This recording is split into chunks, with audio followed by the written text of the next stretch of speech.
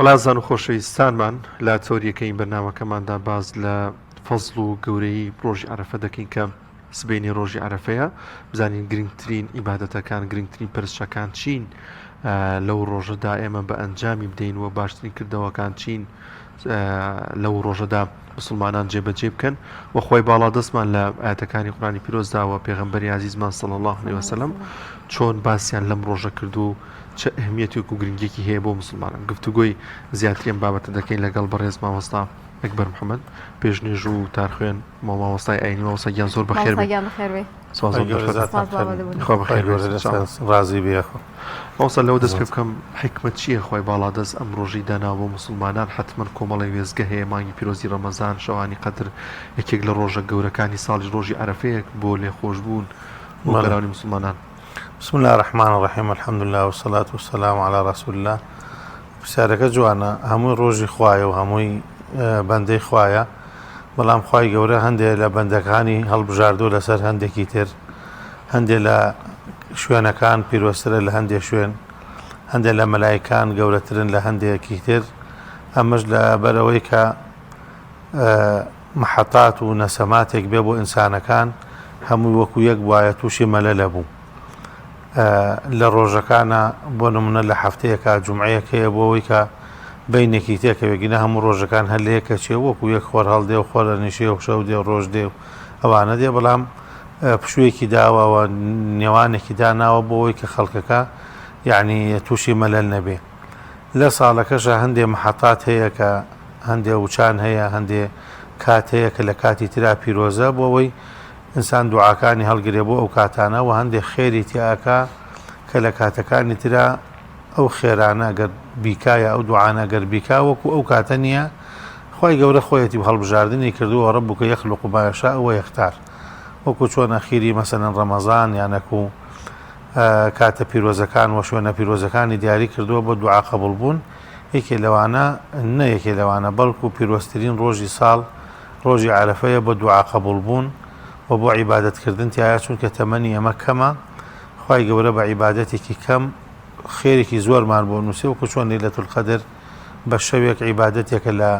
1000 مانگ زیاترە بێ عەرەفە شەر وهایە ڕۆژێکە ببوونی ڕۆژێکەوە خێری 2 ساڵمان بۆ نووسێت لە بەرەوەی کە تەمەنمان کورتە فریایەوە بکەوین کە لەم تەمەنە کورتە فرێ هەندێک عیبادەتکەوی. باشە مامۆستا ئەو کارە چاکانە ئەو عیبادەتانی کە پێویستە مسلمان لەم ڕۆژانەیە بیکە و ئەجر و پاداشتێکی زۆر گەورەی هەیە. بەڵێ لە ڕۆژی عەرەفە بزات ڕۆژی یعنی ڕۆژێکە دووبارە نابێتەوە لە ساڵ لە بەرەوەی هەموو عیبادەتەکانی تاک بۆتەوە ئەم مەسەلەن وەکو ڕەمەزانیش نییە لە ڕووچی و لە ڕوویەوەی کەوا گەورەترین شعائری دین کە حەجە مسلمانان بە مەلاین خەڵکی لە سەحرایەکە کۆبوونەوە لە شوێنێکی جۆغرافیەکی بچووکە کە لە دەشتی مەکەیە 20 کیلۆمتری لە دەشتی مەکەیە ئەمە یەکێک لە بنەماکانی ئیمان یەکێک لە پایەکانی ئیمان کە حەجە جێبەجێ ئەمە خۆی بۆ خۆی موعجزەیەکی گەورەیە کە داوەتێکی ئیلاهی هەزارها ساڵە کراوە بۆ بەندەکانی هەمووی کۆبێنەوە لە هەموو شوێنی سەرزەوی لە هەموو دنیا خەڵک لەوێ هەمووی کۆبۆتەوە ئەمە پاراستنی یەکێکە لە پایەکانی ئیمان ئەمە خۆی بۆ خۆی ئەمە عیبادەتێکی گەورەیە بۆ ئەوانەی کەوا دەستیان نەگەیشتۆتە عەرەفات یان نەگەینۆتە یعنی ئەو حەجیان بەنسب نەبووە زۆربەی ئەم ئومەتە ڕۆژوگرتن تایە خێری 2 ساڵی هەیە واتە ئەو ساڵەی کەوا گوناحمان تیا کردووە کە ڕۆشتووە ئەو ساڵش کە دێ فەرمێ کەفارەتە بۆ ئەم 2 ساڵە و دوعاکانی عەرەفە هیچ ڕەت ناکرێتەوە چونکە فەرمێ ڕۆژێکە کە خوای گەورە دێتە ئاسمانی دنیا و پیشانازی بە بەندەکانیەکە ئەفەرمێ ما ئەرادە هاولا ئەو خەڵکە داوای چیەکەن لە من خوای گەورە هەمووی قبوڵەکە و ڕۆژێکە شێتان تایە زەلی لەبێ لە بەرەوەیە بینێ کە ڕەحمەت چەندێدا ئەبەزێ و خوای گەورە چەندێ لە بەندەکانی خۆشە بێ و ڕۆژێکە بۆ پاراستنی ئەم ڕۆژە بە خێرکردن و بە چاکەکردن بۆی خۆشەویستکردنی ئەم عیبادەتە بێ کە ئێمە جەژنێکەکەین ئەم جەژنە پێوەتێک جەژنی قوربان فیدای ئیسماعیل عەلەیهی سەلام کە لە جیاتی ئەوەی کە خوای گەورە تاقی ئیبراهیمی کردەوە پێی بزان خۆشەویستی کامیان هەڵەبژێرێ مسلمانان بە جەژنانەکردن و بە قوربانیکردن بە بۆنەی عەرەفەوە کە ئەنجام دراوە ئەبێتە فاتحەیەکی خێر ئەبێتە سەرەتایەکی خێر بۆ مسلمانان و هەموو ئەبوژێت و ئەمە شتێکی با بڵێن تیلقائیە، یعنی بەبێ لا ئیرادی مسلمانان هەمویان خۆش و شادیەکەن بەبێ ئەوەی کەوا خەڵک پارەی پێدرێ جاری وا هەیە ناپاکیەکە لەوەی کەوا ناگەێنێتە دەستی هەژار، بەڵام مسلمانان پارەی خۆیان ماڵی خۆیان لە ڕەنجی خۆیان هەیە مەسەلەن ئەچێ لە ئەو پەڕی خۆ ئامادەکاری کردووە بۆ قوربانیکردن و بۆ خێرکردن و بۆ ئەوەی کەوا جەژنێک بێ کە هەموو کەسێک فەقیرەکان بەر لە دەوڵەمەنەکان بیکەن. ئەمەش پیرۆزکردنی ئەم ڕۆژە و عیبادەتکردنی جۆرا و جۆر لەم ڕۆژە لە حەجکردن و لە ڕۆژوگرتن تایە بۆ هەر کەسێک کە حەجی نەکردووە و خێر و سەدەقەکردن و دوعاکردن هەموو عیبادەتەکان کۆ بۆ تۆ کە لە کاتی ترانیە. ماوەسەگیان تا چەند گرنگە ئەم ڕۆژە عیبادەتێکی زۆری تێدا ئەنجام دەین، دوورکەینەوە لە تاوان، دوورکەینەوە لە غیبەتکردن، ینی دەممان ئەو ڕۆژە با بە زیکری خۆی باڵادەست بەلاوکردنی قورئانی زیاتر بخوێنین. بەڵێ بۆ حاجەکان تەمان لەبەرەوەی کە ڕۆژێکە هەموو خەڵک لەوێ کۆ ئەبێتەوە، پێغەمبەری خوا صلی الله عليه وسلم فەرمێ إن هذا يوم من ملك فيه سمعه وبصره ولسانه غفر الله له. ئەمە ڕۆژێک هەر کەسێک چاوی بپارێزێ و زمانی بپارێزێ و گوێی پارێزێ لە حرام، خوای گەورە لێی خۆشە بێ. و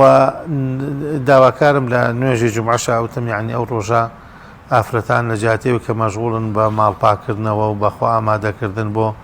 بۆ جەژن، باوەکو ئەو ڕۆژە ڕۆژی عیبادەتە نەوەکو ڕۆژی خۆمان و کردن و هەیە تا ئێوارە خەریکی ماڵپاکردنەوە و خوا ئامادەکردنە لە بیرێکێکەوە دوعایە بکە، جاجارە بیرێکێکێتە دوعایەکە، بەڵام نە ئەفەرمێ إن استطعت أن تعتزل أن تبقى وحدك يوم عرفة فافعل. ئەگەر توانی لە دوای نیوەڕۆی عارەفە خۆت تەنیا بچی لە گۆشەگیری بی لە شوێنێکە دانیشی لە سوچێکە بەس خەریکی دوعاکردن من نەڵێ بەدەم ئیشەکەەوە دوعاکەم، ئەفەرمی ئەوە بکە یانەکو مەشغوڵی بازار و جلکڕین و هەڵگرتن و مەسەلەن شتە ئامادەکردن و ئەوانە جارجارێک زیکرێک دوعایە بکەن، هەر ئەوەیەکەوە تام یعنی دابەش بێ، هیچ کارێک نەدۆزێتەوە، هیچ نەبێ لە دوای نیوەڕۆ تا وەکو ئێوارە ئەو چەند سەعاتە مەشغوڵ بێ بە زیکر و بە دوعاکردن لەبەری ڕۆژێکە دووبارە نابێتەوە. دوعاکان هەڵگرن بۆ ڕۆژی عارەفە، چونکە مسوەگەرەکە ئەو ڕۆژە دوعاکان هەموو قبولە بێ. هەموو کەسێکمان لەسەر کەسێکمان لە حەجە ئەوە دوعای بۆ کراوە، بۆ هەر کەسێک دوعاکە دوعاکانی قبولە، چونکە لە موقفێکایە خی گەورە شانازیان پێوەکە. مامۆستا کەسانێکمان هەن نەخۆشن یان خانمان هەنێکیان لە سوڵی ماگانیان، ئەم کەسانە بێبەشە بن لە بۆ ڕۆژوگرتنی ئەم ڕۆژە، جا ئەو ئەجر و پاداشتیان بۆ ئەنووسێ ئەگەر نیەتیان هەبێت. بەڵێ مادامە کونیە دەبێن ئینشاءڵڵا خی گەورە ئەینووسێ و مەجال تەنیا بۆ ڕۆژوو نییە، چونکە حاجەکان لە حەجە بە ڕۆژوو نابن، حتا ئافرەتێکیشکە نوێژی لەسەر نەبێچێتە عەرەفات و هیچ کێشەیەکی نییە و حەجەکەی شێگا و قبوڵە ئینشاءڵڵا. بەڵام خۆزکر لە هەموو کاتێکە ئاکرێ بە هەموو کەسێکەکرێ، بەبێ دەستنوێژ، بەبێ نوێژکردن، بەبێ ئامادەکاری ئینسان بە دانیشتن و بە هەڵسان و بە پاڵکەوتن و لە ناو جێگا بێ، لە ئیشا بێ، لە دەستی لە ئیشا بێ، لەوانە هیچ مانعێک نییە لەوەی کەوا زیکر و دوعاکانیان بکەن و گەورەترین عیبادەتە زیکر و دوعاکەیە، یعنی دوای ئەوەی کە ئینسان حەجی بەنسیب نەبوو، ئەگەر ڕۆژۆکەشی بەنسیب نەبوو لەسەر نێتەکە ئینشاءڵڵا بۆیە نووسێ گرنگەوەیە کەوا دوعاکانی غافڵ نەبێت لەو ڕۆژە، خەڵ غافڵە بێ لەبەرەوەی کەوا بەرە جەژنانە بەمەشغوڵە بێ بە ماڵپاکردنەوە بازارکردن. زۆر باشە. مامۆستا لەم ڕۆژەدا مسلمانان بەخشینیش ئەنجام دەن، ینی کارێکی گەورەیە بوون بەیانەکەی جەژنە، ئەزانێت دراوسێکی لانەیەکەم دەرامەت بێ یان خزمێکی کەسێکی خێر و پاداش خاصەتەن لەم دواکەوتنی موچەیە بێگومان. بەڵێ ینی خێرەکە گەورەترە بێت، ینی پاداشی گەورەتر بێت لەم ڕۆژەیە زیاتر بۆی ئەنجام. بەڵێ خۆیەکێ لە یعنی لە کردەوە چاکەکان کە فەرموویەتی هیچ کردەوەیەکی چاکی ساڵ ناگێتە ئەم نۆمینەی حاجیانە، یەکێ لەوانە سەدەقەکردنە. بۆچی؟ بۆ خۆشەویستکردنی جەژنەکەیە. یعنی من نابینم مەسەن بۆ نمونە بۆ خۆشەویستکردنی بەهار و گەشت و ئەوانە خەڵک ببەخشێ بە یەکتری، بەڵام کە جەژنی ڕەمەزان دێ خەڵک خێر و سەدەقە و هیچ نەبێ سەرفترە و ئەمانەیان دەرەکەن، ئەو کاتە هەژارەکەش وەکو دەوڵەمەنەکە توانێ هیچ نەبێ ڕۆژێک جەژنکە. بۆ جەژنی قوربانیژێکێک لەو کردەوە چاکانە کە ئەکرێت یایە سەدەقەیە لە پاڵ ڕۆژوگرتن و دوعاکردن و مەسن حەجکردن و عمرەکردن و ئەوانە خێرکردن خاصەتەن ئەو خەڵکە مەحدودەی کەوا بەسەر موچە ئەژی و ئێستا موچەکەی دواکەوتی ئەو خەڵکە کاس بە ڕۆژانەی کەوا ئیشەکەی وەستاوە لەبەرەوەی کەوا بێ بازاڕێ و مەسەن موچە نەهاتووە لەم کاتار کەسێک بتوانێت بێتە سەبەبی ئەوەی کە ماڵێک جەژنکە بزانێت کە شەریکە لە ماڵی ئەوانە ئێستا ماڵین قوربانیکردن بۆ نمونە سونەتە ئەم سونەتە بۆ نییە کە خەڵکی نیکە ئەگەرەک و خۆی سونەت لای سەحابە کەوتراوە سونەت بۆ ئەوەی کە بیکە ئێستا ئێمە وا فێرمینەڵێن فەرزە نەوەڵا سونەتە یعنی میکە نە بەعەکسەوە تۆ سونەتە بیکە بۆچی بیکە لەبەرەوەی کە حەجێک بێت کەس حیوان سەر نەبڕێ جەژنێ قوربان بێ و هەڵەمون بڵێ سونەتە کەس حیوان سەر نەبڕێ ئەو کاتە لە جەژن ناچێ لەبەرەوە ئەم سونەتە کە قوربانیکردنە مەوزوعەکەمان نییە بەعام خێرکردنە لەم کاتانە خۆشەویستکردنی یەکێکە لە فەرزە گەورەکانی ئیسلام لە لای خەڵکی هەژار وای لەکەیتە یعنی هیچ نەبێ با ئەم خەڵکە فەقیرە حەزکا لەوەی کەوا جەژن بێت چونکە هیچ نەبێ ئەویش جەژنێکەکە ئەویش بەشەری بەندەی خوایە و باوەکو خۆشیە بکە لەم ڕۆژەنجار کەسێکە توانێ جلی ماڵێ بکرێت توانێت کاسەی مەسەلەن جەژنانی ماڵێ دابین کە هەر کەسێکە توانێ بۆ نمونە مەسەلەن قەرزی مانگێک کرێچیەک لەسەری لاچی هەر کەسێکە توانێ نەخۆشیەکەیە بۆ نمونە دەوا و دەرمانەکانیان بۆ بکرێ هیچ نەبێ معاناتی کەمێک ئەگەر چەند ڕۆژێکیش لەسەر یەکێک لابا ئەچێتە زمنی ئەو عەمەلە ساڵحەی کە ئەفەرمێن مەگەر یەکێک ماڵ و ژیانی خۆی دا نابێ ئینجا خێری ئەو کەسەیەکە کەوا خێری کردبێ لەم نۆمینەی حاجیانە. مامۆستا پێغمبەرمان درودی خوای لەسەر بێ پێشینی چاکمان چۆن ئەم ڕۆژانەیان کردوێتەوە بە تایبەتیش ڕۆژی عەرەفە هیچ ذکرێک هەیە کە ئێمە لەو ڕۆژانەیە زیاتر بیڵێین خێری زیاترمانەگات؟ بەڵێ وەکو ڕۆژووکردن ئەمە بەعام هەر ڕۆژوو گیراوە بەڵام وەکو ذکر کە هەموو کەسێکە توانێت بیکە مەسەن کەسێک نەیتوانی عەرەفە بە ڕۆژوو بێ فەرمێن باشترین دوعا ئەفضەل دوعا یومی عەرەفە یعنی دوعا بکە دوعاکە لە بەیانیە یانەکو لە دوای نیوەڕۆ دەست پێکا وەڵڵاهو ئەعلەم لە دوای نیوەڕۆ بۆ ئێوارەکەی دوعاکە قەبوڵە و باشترین ذکرە فەرمێ من و پێغەمبەران کردومانە لا إله إلا الله وحده لا شريك له الملك وله الحمد على كل شيء قدير و لە بەیانی عەرەفە و ئیتر تەکبیراتەکە دەست پێکا بە مقەیەدی کە لە دوای نوێژەکان و هەرچەندە لە نۆمینی حاجیان و دەستی پێ کردووە تەکبیرات الله ئەکبەر الله ئەکبەر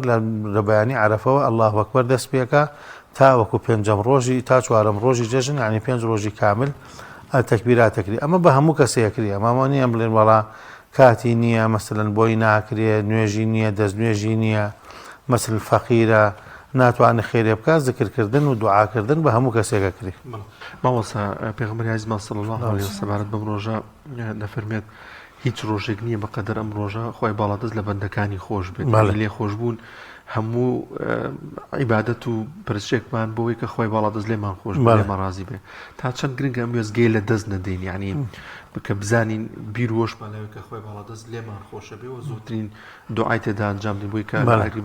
دەوڵەمەندترین کەسی دنیا دەسەڵاتدارترین کەسی دنیا کە تا ئێستا هیچ دەسەڵاتوی دەوڵەمەندێ ناگەی پێی پێغەمبەر سولەیمان عەلەیهی سەلام یعنی ئەو توانا و ئەو دەسەڵاتەی کە ئەو هەیبووە با لە خزمەتیان بوویتر ئیتر یعنی شتێک نییە کە مەسەن هیچ تەکنۆلۆژیایەکی ئێستا لێی تێناگەیە ئەو قووەتە چییە کە ئەوە نەبوو هەیبووە بە دوعایەک دەستی کەوتووە فەرمێتی ربی اغفر لي وهب لي ملكا لا ينبغي لأحد من بعدي إنك أنت الوهاب زانیوەتی ئینسان ئەگەر خوا لێی خۆش نەبێ یعنی تاوانکردن ئەبێتە ڕێگری ئەوەی کە خوا شتەکانی پێنەدا یەکەم جار داوای کردو فەرمێن خوایە لێم خۆش بە مولک و دەسەڵاتێکم دەرێ سەروەت و سامانێکم دەرێ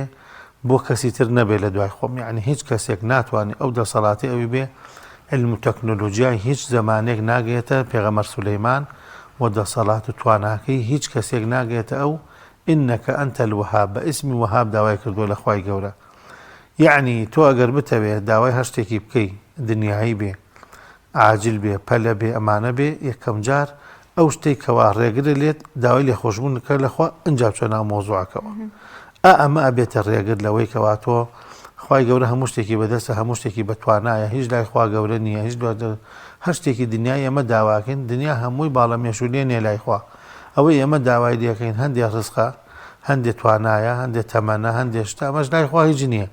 بەڵام یەکەم جار خوای گەورە بەما ئینسان بچێتە بەردەستی خواوە یعنی زەلیلی خۆی بنوێنێ کە خوا لێم خۆش بە من ناتوومەتە بەردەستەوە تۆبە ئەکەم لە هەموو گوناحەکان ئەنجا داوای ئەوە بکە ئەمە شتێکە ئینسان بینی خۆی خوا زەلیلی بۆ خوا عیزەتە ترس لە خوا ئەمانە یعنی فەقیری بۆ خوا دەوڵەمەنیە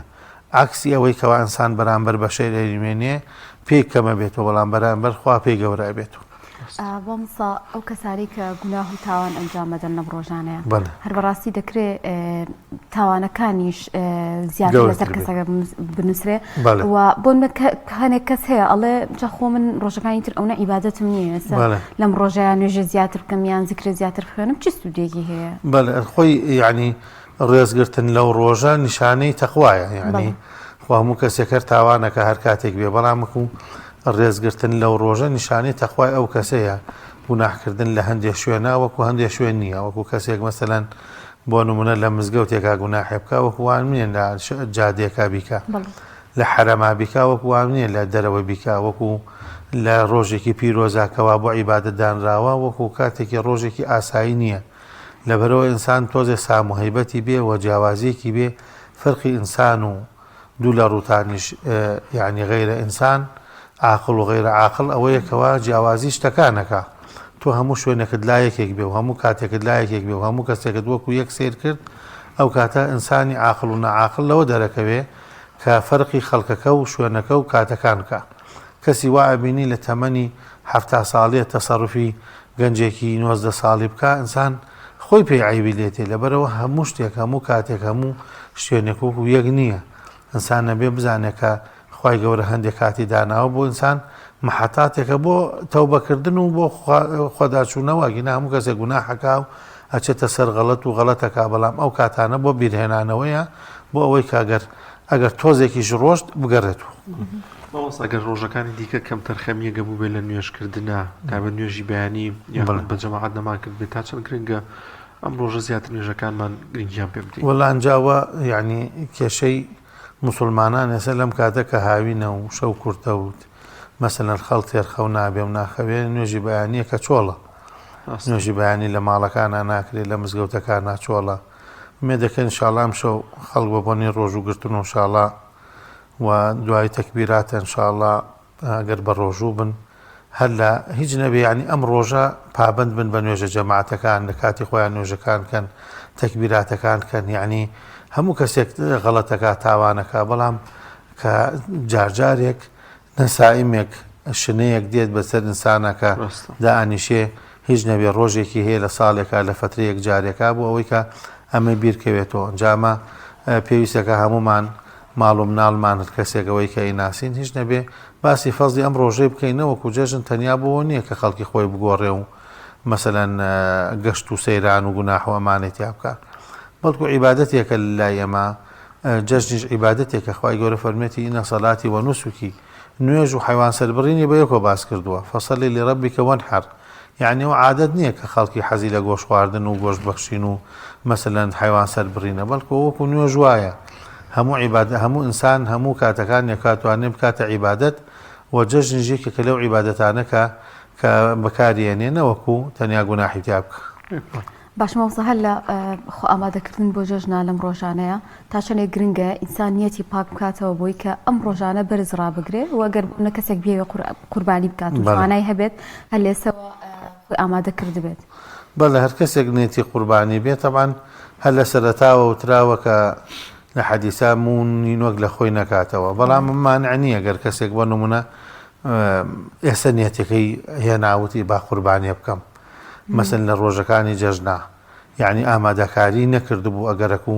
لەو کاتەش نێتەکەی بۆ هات باوەکو هیچ شتێک نەبێتە ڕێگرت لەوەی کە ئەم خێرە گەورەیە بکە چونکە هیچ عیبادەتێک وەکو قوربانیکردن نییە لەم کاتانە یعنی لە کاتی قوربانیە پارەی حیوانەکە گەر ببەخشێتە هەژارێک وەکو نییە کە حیوانەکە سەر ببڕێ هەتا عولەما فەرمیانە لەبەر ئەوە نییەکەوە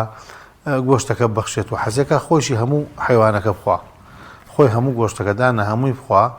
هەر سەری ببڕێ باشترە یعنی حیوان سەربڕنەکە فەرمی خوێن ڕشتنەکە خۆی بۆ خۆی عیبادەتێکە لەو ڕۆژە نەمە بەستەوە بێ کە خێرەکە بکە ئەمە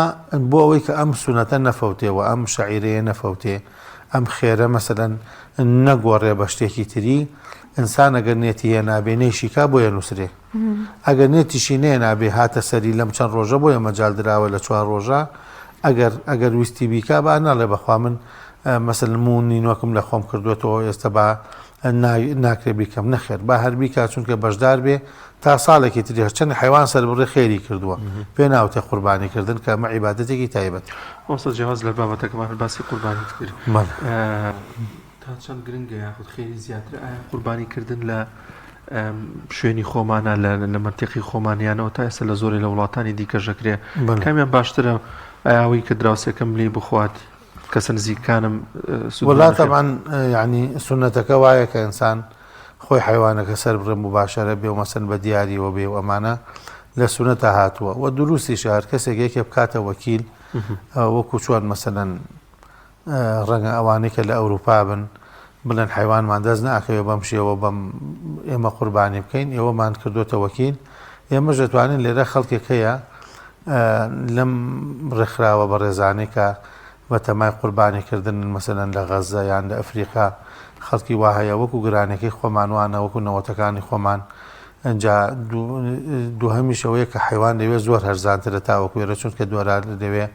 لەوێ بەرزە هیچ ئشکاریەکی تیانی و بەڵکو بە گوێرەی ئەو خەڵکە هەژارە کە لەوێ ئیسفادەی لێکە خێرەکەی ئەم نووسراوە قوربانەکەی کردووە ڕەنگە لێرا بڵێ مەسەلەن خەڵ لێرا ڕۆژێ گۆشتە خواو و لێرا مەسەلەن زۆر زەرور نییە و ئەوانە ڕەنگە شار بۆ شاریش فەرقی بێ یعنی تۆ هەندێک منتەقە هەیە هەندێک شار هەیە مەسەلەن خەڵکەکەی ئیشی باشە و بە نمونە لە خواردن هیچ قسووری نییە هەندێک ناحێ و قەزا هەیە ئەستەن هەر لەو شتانە بێ بەشن یعنی ڕەنگە خەڵک ئەوە نەخێر وشتیتیانەکەوە خەڵکەکەیشی زۆر کەم دەرامەت بن لەبەرەوە وەکالەت دروستە مباشرەکردنی خۆی دروستە و وەکالەتیش دروستە لەبەرەوە کەسێک بزانێت کە خێرەکەی ئەگەیەتە دێ و مەسەن دەستێکی ئەمینەی گەێنێتە ئەو خەڵکەیە هیچمان عێنێ لەوەی کە خێرەکەی لە هەر شوێنێکە ئاکا و پارەکەیان بۆ بنێرێ و لەوێ خێرەکەی بۆ بکەن. مامۆستاوانی کە سەرۆکی خێزانن ئەوان قوربانی ئەەکەن بۆ ماڵ و مناڵیان ینی بۆ منە چەند کەسێک لە خێزانێک کابن پێویستەکە هەمیان بیکەن ئەگەر ئەو ماڵەکە بە یەکۆن ئەگەر 100 نەفەریش بن یەک نەفەر کردی سەر و خێزانەکە کردی بۆ هەموویەت ئەمە ئیمامی شەوکانە فەرمە و لەو کانۆمیە ئەگەر 100 نەفەریش بن لە ماڵێکە کە کردیان بۆ هەمویانە عنه عن ئەهلی بەیتیه دیاری نەکراوە عەدەدەکە 4 نەفەرە 10 نەفەرە 100 نەفەرە بۆ هەمویان قوربانیان کردووە و لەسەر هەمویان لاچۆ خێری هەمووشیان نووسراوە. دەست چاو خۆش بە مامۆستایان زۆر بەڕێز مامۆستا ئەکبەر محەممەد پێشنێژ و تاخەنی خوا بەخێر بێ سپاس بۆ دەرفەتەن گەورە پاداشە باتەوە.